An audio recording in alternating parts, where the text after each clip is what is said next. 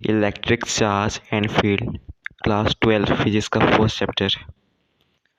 या और हम जो इस चैप्टर को आते हैं ना, जो first word that we use to hear, जो फर्स्ट वर्ड जो हमें सुनने को मिलता है, दैट इज़ द इलेक्ट्रोस्टाट। ठीक है, जो कितना अच्छा नाम है ना, मतलब बहुत अच्छा है इलेक्ट्रोस्टाट, जिसका मतलब होता है चार्ज एट रेस्ट। जब एक चार्ज रेस्ट में होता है उसे हम इलेक्ट्रोस्टाट बोलते हैं। ठीक है, और इस चैप्टर को आते हैं तो मतलब हम क्लास 9, 10, 11 में बहुत सारे बॉडी की बहुत सारी प्रॉपर्टी देखे हैं। जैसे कि बॉडी में, जिस बॉडी में मास होता है, दैट इज मास होना एक प्रॉपर्टी होता है। जिसमें चार्ज होता है, चार्ज होना एक प्रॉपर्टी होता है। दैन क्लास 11 में इलास्टिसिटी, वो भी एक प्रॉपर्टी है। मतलब ऐसे सारे बहुत सारे हम प्रॉपर्टी देखे हैं। ठीक है, जब इधर भी लिखा हुआ है देखो, body, any type of body, उसमें क्या क्या प्रॉपर्टी हो सकता है, जैसे मास एक प्रॉपर्टी हो सकता है, कलर एक प्रॉपर्टी हो सकता है, डेंसिटी एक प्रॉपर्टी हो सकता है, इलास्टिसिटी प्रॉपर्टी होता है, चार्ज प्रॉपर्टी हो सकता है। सारे के सारे प्रॉपर्टी ही है।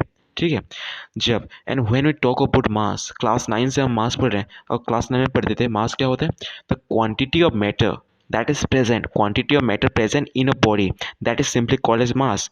राइट, बट जब हम हायर लेवल में आते हैं, थोड़ा वो मास का जो डेफिनेशन होता है ना, that is little bit change हो जाता है।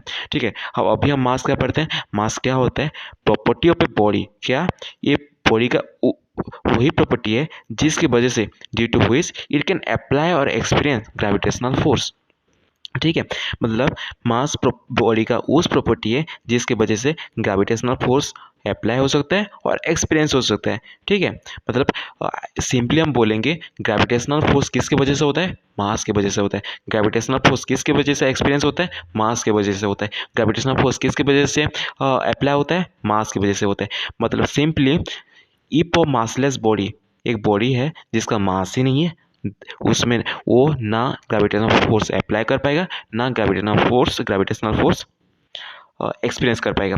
ठीक है, ठीक है, ओके। देन आफ्टर हम ये तो फार्मूला तो हम क्लास 9 से पढ़ते आ रहे हैं। फोर्स का फार्मूला क्या होता है, मतलब ग्रेविटेशनल फोर्स का formula, that is G m1m2 divided by R square. G होता है ग्रेविटेशनल कांस्टेंट, ये मास, ये m1 and m2 mass of two different body, then after R square distance between that two different body. ठीक है, okay. Then after when we talk about charge, charge क्या होता है, charge body का वही property होता है virtue of which it apply और एक्सपीरियंस इलेक्ट्रोमैग्नेटिक फोर्स। मास क्या होता है, property of body due to which it can apply और एक्सपीरियंस ग्रेविटेशनल फोर्स। बहुत चार्ज प्रॉपर्टी, चार्ज प्रॉपर्टी इस प्रॉपर्टी होता है बॉडी का जिसकी वजह से इलेक्ट्रोमैग्नेटिक फोर्स अप्लाई और एक्सपीरियंस होता है। ठीक है, एंड इलेक्ट्रोमैग्नेटिक फोर्स ये हम बाद में पढ़ेंगे। तो चार्ज बॉडी के बिटवीन में जो फोर्स अप्लाई मतलब एक्सपीरियंस होता है, दैट इज इलेक्ट्रोमैग्नेटिक फोर्स, बाद में पढ़ेंगे, कुछ नहीं। देन आफ्टर जो चार्ज, उसका ऐसा यूनिट होता है कूलम, उसका जो स्मॉलेस्ट यूनिट होता है कूलम, और ESC उसका स्मॉलेस्ट यूनिट होता है। देन आफ्टर उसका जो लार्जेस्ट यूनिट होता है that is Faraday, and 1 coulomb is equal to 6.24 into 10⁻18 electron. Okay, ठीक है। Then after type of charge, charge कितने टाइप का होता है, मतलब हम तो जनरली तो मतलब पहले से हमें पता है, चार्ज एक नेगेटिव चार्ज हो सकता है, एक पॉजिटिव चार्ज हो सकता है, और एक न्यूट्रल चार्ज हो सकता है। ठीक है, वही चीज़ है और कुछ भी नहीं इधर।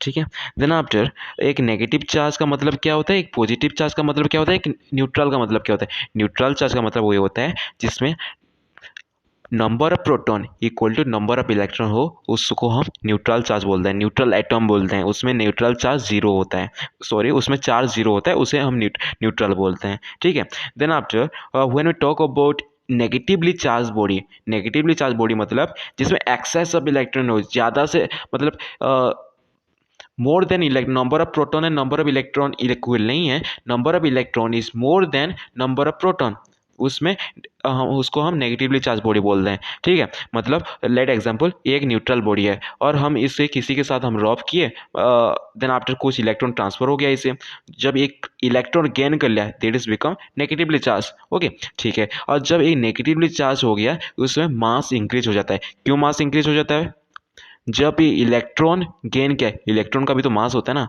और उसी मास की वजह से इसका पहले मास लेट एग्जांपल m0 था और अभी उसका मास m1 हो जाएगा, and that m1 that will be greater than m0। ठीक है, मतलब जब भी एक बॉडी नेगेटिवली चार्ज होता है उसका मास इंक्रीज हो जाता है simply. Okay, then after come to positively charge, positively charge body में क्या होता है, पॉजिटिवली चार्ज बॉडी में एक बॉडी है उसमें कुछ इलेक्ट्रॉन डेफिशिएंट हो जाएंगे, मतलब लॉस ऑफ इलेक्ट्रॉन। ठीक है, हम क्लास 9 10 में पढ़े हैं शायद, या 10 में पढ़े हैं, क्लास 11 में पढ़े हैं। जब भी इलेक्ट्रॉन लूज होता है that body become positively charge.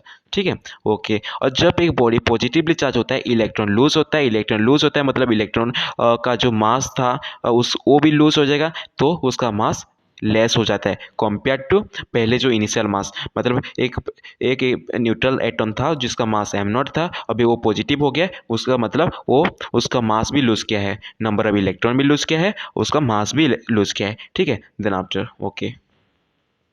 और इधर आओ, और positively charge body can be make neutral. एक पॉजिटिवली चार्ज बॉडी है, उसको हम न्यूट्रल कैसे बना सकते हैं? पॉजिटिवली चार्ज बॉडी मतलब उसमें लॉस ऑफ इलेक्ट्रॉन हुआ है, जितना लॉस ऑफ इलेक्ट्रॉन हुआ है उतना हम इलेक्ट्रॉन फिर से दे देंगे उसे, by giving some electron we can make the body neutral guys, so simply right. Then after during changing of body mass of the body increase हुआ है, क्वेश्चन है, मतलब during the changing the mass of the body increase हो गया है। ठीक है, यदि बॉडी का यदि मास इंक्रीज हुआ है, we can say that body is now negatively charge, electron आए हैं इसीलिए तो मास इंक्रीज हुआ है। ठीक है, देन आफ्टर हमें मतलब ये पढ़ते हैं चार्ज में दो charge body attract each other, but एक चार्ज बॉडी क्या एक न्यूट्रल बॉडी को अट्रैक्ट कर सकता है? सोचो, आंसर इज यस। कैसे हो सकते हैं? मतलब एक एक्सपेरिमेंट सभी लोगों ने शायद देखा ही होगा। Just when we bring a piece of paper and bring a pen, and when we rub the pen in our hair, then our pen that become negatively charged, right? And when we bring that pen near to that piece of paper, it attract the paper.